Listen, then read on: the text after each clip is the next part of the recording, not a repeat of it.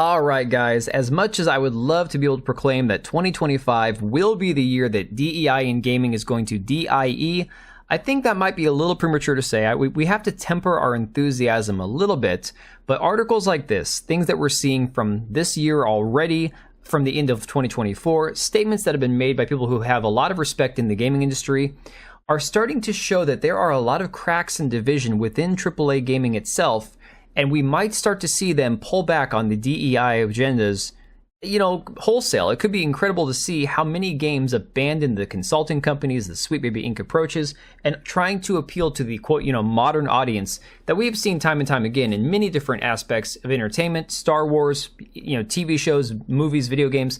They just don't exist. They don't show up. They don't spend their money. They will not open their wallet for all these modern, diverse, inclusive games and movies. So this article from Fandom Pulse here says Lords of the Fallen CEO declares his company will not integrate DEI into its games. And of course, Lords of the Fallen may not be the most amazing game of all time. I know the game has a lot of mixed reviews on it. I have yet to play it. I have too many other games on my backlog to actually play. But, this is at least the sign that one of these CEOs, one of these companies gets it. Even if it's not the most respected, even if it's not like FromSoft coming out and talking about this. Sure, Lords of the Fallen is more like the Walmart or Wish.com, Dark Souls or Elden Ring. It's still a good sign that these CEOs of these companies are coming out and saying it, and saying exactly what they need to address this, front and center and say, we are not going to get in the middle of all this DEI bullshit. So following a report that CI Games, the developer of Lords of the Fallen and the Sniper Ghost Warrior season, would not incorporate DEI into its games, the company's CEO doubled down saying, no, we will not. During an investor chat published by Stefa Investoro, the company's global marketing director, Ryan Hill, responded to a question asking, what is your stance on DEI in gaming? Hill replied, we remain committed to producing player-first video games that prioritize an excellent user experience with compelling themes and characters created specifically for core and adjacent audiences. And I think that's a very important way to put it. Core audiences, again, those core people that actually play the product, that love the product, and adjacent audiences being those people that you can also kind of go more mainstream and appeal to without alienating your core player base. Something that these AAA video game industries, studios have not been able to figure out how to do the last couple of years. While some video games have recently taken the opportunity to embed social or political agendas within their experiences, it is clear that many players do not appreciate this, and as a result, we have seen a number of high-profile releases underperforming commercially during the last year alone, he continued. Our games will always be developed to maximize player enjoyment and commercial success, and as such, we will not be integrating any social or political agencies into these experiences going forward, having observed the high risk this can present. And this is amazing to hear, because this means they get it. These, again, consulting companies, the Sweet Baby Incs., the accessibility consultants, like, again, Laura Kate Dale, these people who only have one thing to offer, and that is, I'm going to make your game as woke as possible. They're starting to realize this is a net negative to their product, to their game, to their industry. So, of course, PC Gamer has come out trying to smear the CEO of the studio, saying that they that they've embraced the DEI bugbear. But, of course, they got roasted, as they should, in their replies to this tweet. And even better, Marek Tymiński, the CEO, had this tweet from last year in October that he has recently shared, saying, in response to the ongoing industry conversation, we have updated one of our core company values. Diversity and inclusion is now equality of opportunity, better reflecting CI Games' commitment to being an equal opportunity employer. Our focus remains on fostering a culture of best talent, ensuring that all hiring decisions are based solely on talent and merit, with no other external agenda. Compare that to CDPR, who we're going to talk about in a minute. And this is like night and day to the modern DEI approach, where you believe you have to check boxes and get people that represent or have a certain amount of representation that we have never had, like the underrepresented groups, versus hiring the absolute best people for the job. So, of course, again, you have Marek Tymiński saying exactly no, will not. And then this guy here, Orin Dark Lord, said, I'm very glad and relieved to hear this, but if it is so, then I think there is one element of Lords of the Fallen 2023 that you should take a look at, the use of body type A and body type B, which was also a thing in Elden Ring, if you guys recall.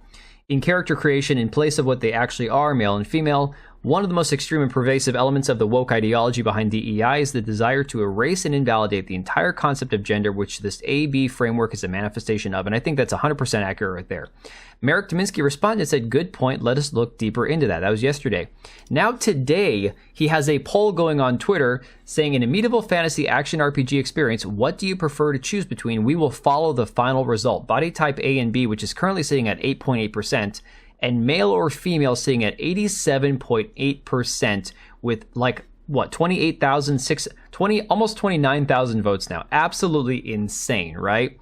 Compare this to the direction that CDPR has gone the last couple of years. Now, again, we've all talked this to death about how they're going with, Ciri as the protagonist of Witcher 4. I think that's perfectly fine.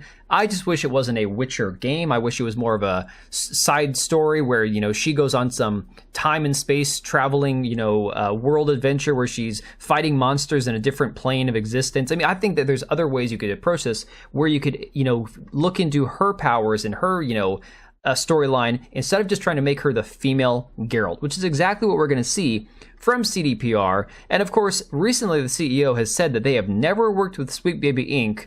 while currently employing people who worked at Sweet Baby Inc. And if you don't know who we're talking about, it's this woman down here. I believe her name's Mary Kenny.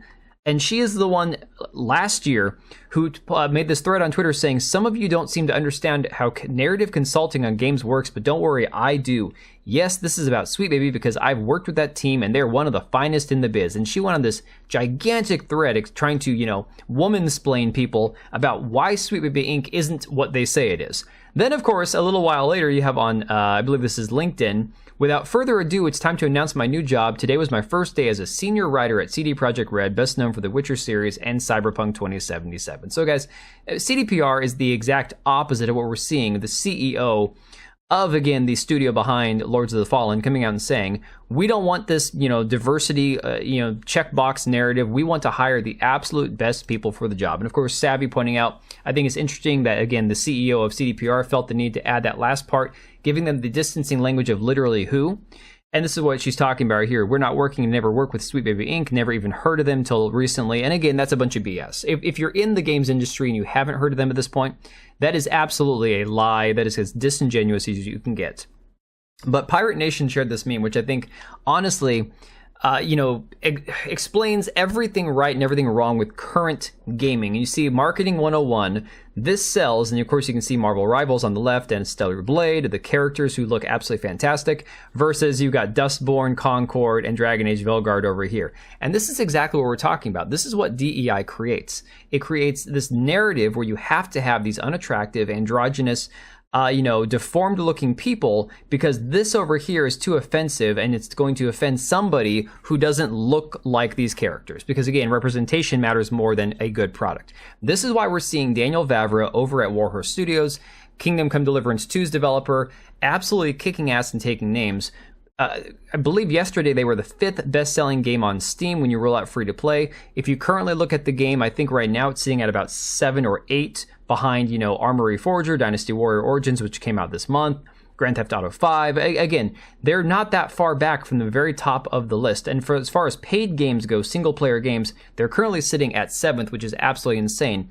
And this is, of course, because Daniel Vavra is one of these guys who isn't afraid to say it like it is. He's not afraid to say, I'm not going to make my game woke. I'm not going to, try to bend the knee for a certain narrative or a certain agenda that's being pushed. I'm going to make the best damn game possible. I'm not going to have to worry about injecting some sort of artificial diversity for, these ESG checks or these points, on my social credit score. I'm just going to make a game that I can live with and that gamers are going to love. We've seen the same thing from Saber Interactive's, CEO saying that the job of a developer is not to impose morals on gamers. Of course, we've seen the director of Ori 1 and 2, CEO of Moon Studios, Thomas Mahler, coming out criticizing DEI in gaming. And most recently, Helldiver 2's lead developer and CEO, Johan Pilstad, saying that they're not really going to focus on DEI in gaming. They're going to just try to make the best game possible. So while I would love to say that this means that DEI is dead and gone, I think that we are still years away from that. But this is all a very positive sign moving forward that things are finally starting to trend in the right direction. And I, for one, can't wait. I am ready as anybody to play Kingdom Come Deliverance 2 in a few weeks when it comes out. Let me know what you guys think about all this down below. Let me know if you think that this is actually a sign that we are on the right track and things are finally moving in the right direction in the games industry. I'm going to leave it right there. Thanks again for watching, and I will catch you guys on the next one. All right, and if you made it this far, thank you so much for watching the video. Thank you for being here. I do have 2 channels, Minimal Effort Podcast, as well as my gaming channel. I do have a Twitch and Kick for my gaming channel. We do live streams over there occasionally, maybe once a week. And then if you are in the market for a new PC, make sure to check out Meta PCs. Click the link I have down below. Use code TBO at checkout for a special discount. Thanks again for watching, and I'll see you next time.